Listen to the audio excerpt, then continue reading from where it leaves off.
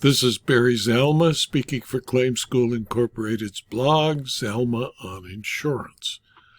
Today we're going to speak about an insurance fraud attempt that was defeated called the Hawaiian, a fictionalized true crime story of insurance fraud from an expert who explains why insurance fraud is a heads-I-win, tails-you-lose situation for insurers, and how an attempted fraud in Hawaii was defeated by a thorough investigation by professional claims personnel. The insured was a contractor in Honolulu. He made an excellent living cheating his customers. The insured's most lucrative scheme was an electronic vermin killer. It consisted of a long wire and a transformer. The contractor strung the wire around a house and plugged it in a wall. The device, charged with low voltage from the transformer, allegedly repelled vermin, which are rampant on the island of Hawaii. The insured guaranteed that all roaches, flying insects, and rodents would not pass the charge in the wire. When it didn't work and a customer called to complain, the insured would ignore the complaints. Since the tropical Hawaiian climate is a prime breeding ground for insects, the insured had no lack of customers. He bought a Ferrari sports car with his profits. Eventually, the Attorney General of the state of Hawaii learned of his fraud. Investigation showed that the vermin killer did not work. Eyewitnesses reported cockroaches dancing on the wire unharmed. The Attorney General filed administrative charges accusing the insured of consumer fraud. The local press published reports of the charges. His sales began to drop. He needed cash flow. The insured went to the most exclusive jewelry store in all of Honolulu. The store occupied the 15th floor of a high-rise office building. To enter, he needed to show identification to a guard and pass through two steel doors, one clicking behind him before the other opened into the store itself.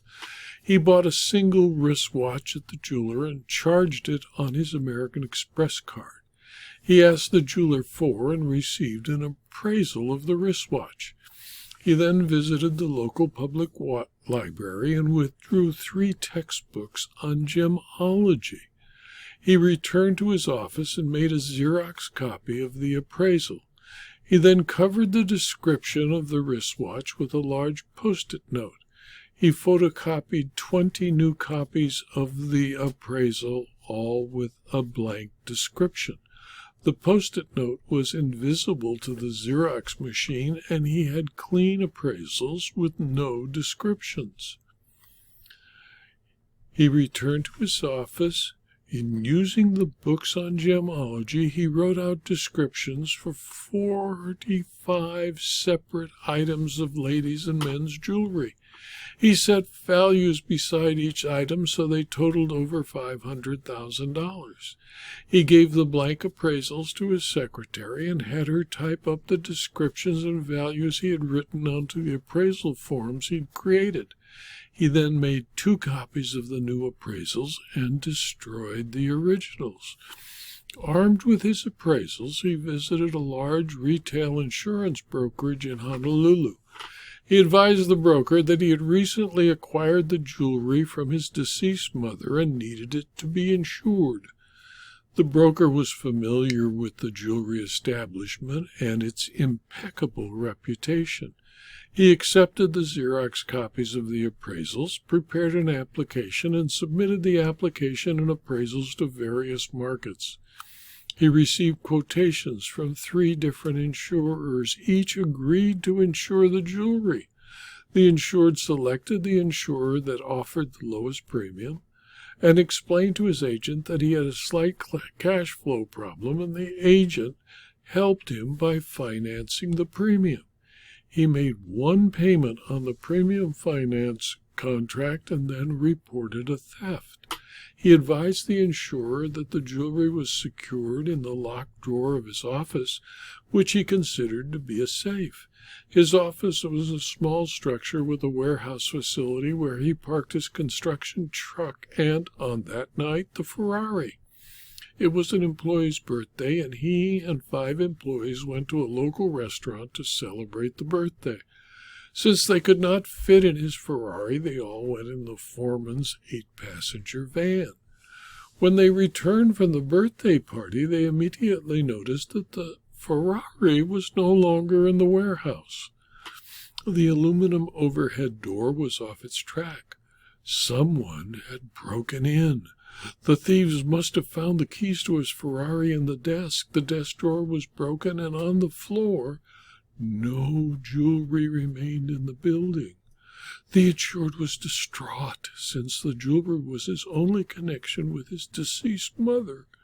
He demanded that the police do everything they could to catch the thieves and return his jewelry. He told the police he did not want insurance money. He only wanted his family heirlooms back. He even asked his insurer to offer a reward for the return of the stolen jewelry. The insurer, faced with a $500,000 loss, assigned their most senior investigator to the claim. He agreed with the insured and offered a $50,000 reward for the return of the jewelry. He then began his investigation with the recorded statement of the insured. Besides advising the investigator of the theft, he informed him that his mother had mailed him the jewelry shortly before her death. She died 4 years before in a small village in the Philippines. She was afraid that the Philippines government would take the jewelry for taxes. To avoid those taxes, Mother had simply packaged them in a plain brown wrapper and sent them by mail. She did not insure the delivery, nor did she register or declare to U.S. Customs the contents. He kept them in his home for safekeeping until her death, when he believed they had become his property. Then he took them to the jewelry store to establish the value of the gift his mother had made to him. He was astonished that the jewelry had as great a value as reported by the jeweler. He immediately took steps to insure the jewelry. 2 days after the theft, the police found the Ferrari in a gully. Since it was only one of 8 Ferraris on the island, there was little the thieves could do with it. The police believed the thieves set it afire. The police found only a burned-out hull and no evidence available to lead them to the thieves. The destruction of the Ferrari seemed to establish the legitimacy of the claim. The adjuster began the steps necessary to complete what might be a routine investigation. His first stop was at the jewelry store. He found the gemologist who signed the appraisal, and he showed the appraisal to him and asked that he verify the appraisal. The jeweler said, "Well, that is our appraisal form. That is a copy of my signature. I have no record of ever doing this appraisal. I have no recollection of ever doing this appraisal. I have no knowledge of the person with the name of the insured. That isn't unusual, however, since I do 1,000 appraisals a year." "Do you have your file copy?" the adjuster asked. "Well, that's what is strange. I can't find the file copy, but my secretary, just about the time of this appraisal, began chemotherapy treatment for cancer. She's dying, and I can't disturb her." The adjuster had a logical explanation for the failure to verify the appraisal. He could not, however, let it sit, as a simple, straightforward theft claim was becoming complicated. The adjuster next had a friend who works the South Pacific attempt to verify the insured's mother did in fact live in the village in the Philippines described by the insured. The investigator was successful. He found neighbors and relatives who knew the insured's mother. He could not, however, verify that she had $500,000 in jewelry to donate to her son. In fact, he found that the insurer's mother lived in a one-room house on stakes with a grass roof, no electricity, no running water, and no indoor plumbing. Her ex-husband, however, still lived in Honolulu. The insured's family name was unusual in Hawaii, and it only took the investigator 2 days to find the insured's father.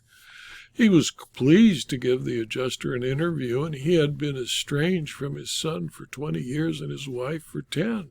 So he had no first-hand, up-to-date information. He did acknowledge that his wife owned jewelry. He told the adjuster, yes, I believe it was very valuable jewelry that she owned.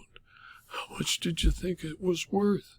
The old man looked at him in surprise and said, oh, at least $500 or $600.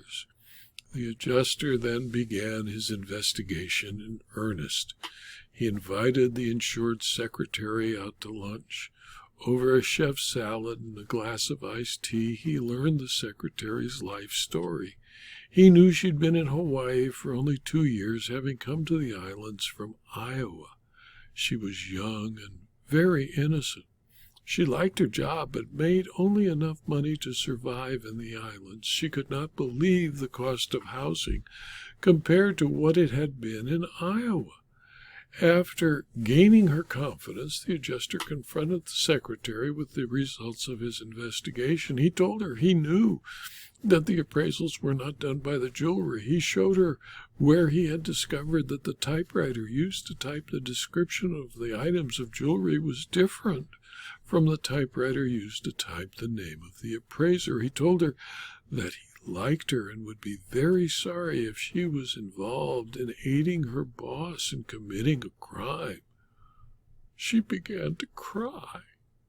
When he calmed her down, she confessed that she had typed in all of the descriptions and the values of the jewelry. Her boss, the insured, took the print wall out of the old IBM Selectric typewriter and smashed it under his shoe. He asked if she was to say that his children broke the typewriter while playing with it. The adjuster thanked her, paid for lunch, and suggested she get a new job. He told her he would do what he could to keep her out of criminal problems. He then got permission from his client, the insurer, to deny the claim. He wrote a simple brief letter to the insured stating as follows, quote, your claim is denied because it is presented by you with the knowledge that it was false and fraudulent, close quote. He said nothing more.